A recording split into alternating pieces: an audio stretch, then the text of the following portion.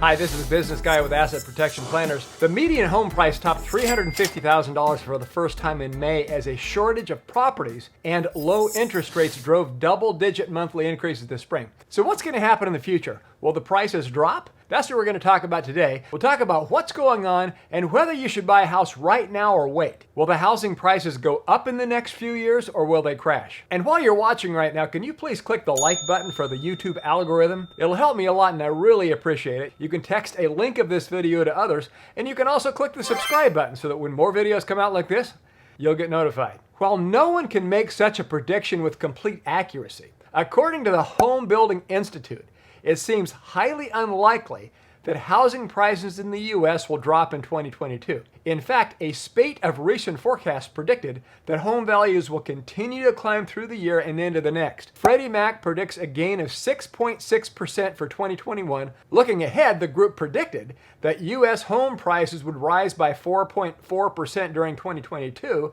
And according to Reuters, an increase of 4.0% in 2023. So if you're sitting around waiting for prices to come down, well, the data shows you might be waiting a long time. The National Association of Realtors said that the sharp increase in existing home prices kept a lot of buyers on the sideline, contributing to the fourth straight month of declining sales of previously owned homes. The Wall Street Journal reported that existing home sales fell by 0.9% in May compared to April to a seasonally adjusted annual rate of 5.8 million. Now, May sales rose 44.6% from a year earlier when home sales dropped due to the COVID-related lockdowns. One thing that I noticed that the Wall Street Journal left out, however, was historical data. The number of existing homes that sold in 2020, 5.64 million, was more existing homes sold than any prior year since 2006. So during the peak year of the global pandemic, surprisingly enough, 2020 was a big year for home sales. More homes sold in 2020 than in the last 13 years in a row. 2021 is expected to be even bigger and end up at 6.49 million and 6.44 million in 2022. But the interest rates that make monthly payments more affordable drove the prices to record levels. For example, the median existing home price rose 23.6% in May from a year earlier to $350,300, a record high, the NAR said. The annual price appreciation was the strongest in data going back to 1999. Median sales prices have climbed sharply since rising above $300,000 for the first time last July. By the way, this is a good time to mention, if you want to protect your privacy and keep the contingent fee lawyers from sniffing around after you purchase a home, you can put it into what is called a land trust for privacy of ownership. If you want to make money in the real estate business by buying income property, there's no better way to own rentals than by putting each one into a separate limited liability company. So a lawsuit on one property doesn't take them all. You can contact us at the link or phone number below. Talk with our attorneys or consultants and give them discount code BG for Business Guy, BG25 for $25 off a land trust or an LLC. You can go ahead and visit or call right now. Now back to our topic. Economists surveyed by the Wall Street Journal expected a 2.1% monthly decline in sales of previously owned homes in the near term, which make up most of the housing market. The housing market remains extremely hot with housing prices rising quickly and many homes getting multiple offers, as you know. Low mortgage interest rates have spurred robust demand and more than half of homes sold above their list prices in May, according to real estate brokerage Redfin Corp. By the way, what about you? Have you looked into buying a home during the pandemic? Go ahead and write your comments below and let me know your experiences. Now, the key thing here is there's high demand, but the number of homes for sale is below that demand because there aren't enough homes on the market to meet it. Lawrence Yun, National Association of Realtors chief economist, said that affordability appears to now be squeezing away some buyers. There are so many people who have been outbid, frustrated, they're unable to buy. And as you know, homes are selling quickly. The typical home that sold in May spent 17 days on the market, matching the record low hit in April, NAR said. Buyers with limited cash for down payments are struggling the most to compete. Half of existing home buyers in April who used mortgages put down at least 20%, according to an NAR survey.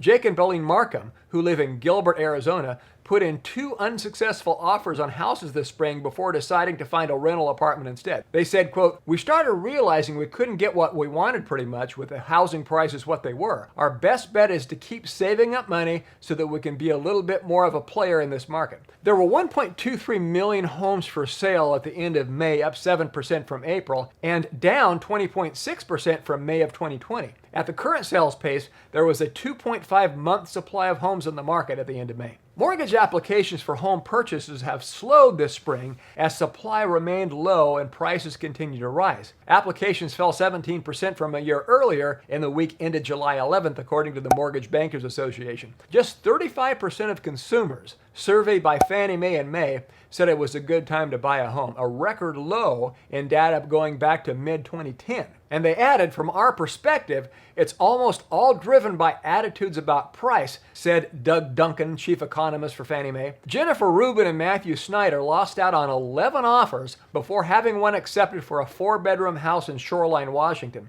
The couple was living in a 1-bedroom apartment with their 3-year-old daughter in a rush to buy a house because their second child is due in August. "We were competing with people that were willing to put up to $250,000 on top of the asking price," Mrs. Rubin said.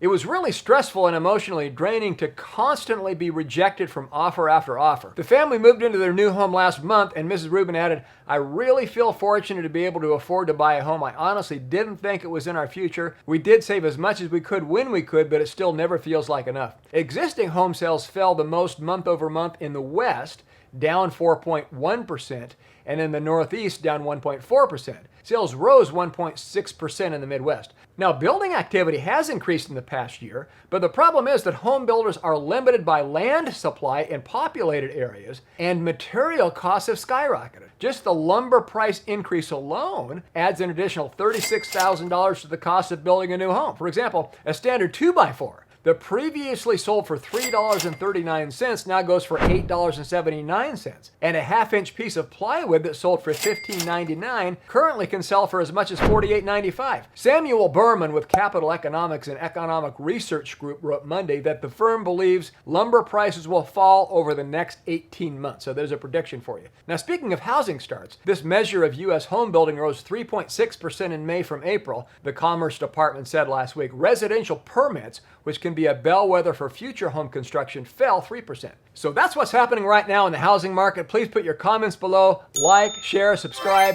contact us at the website below. Thanks for watching. This is The Business Guy.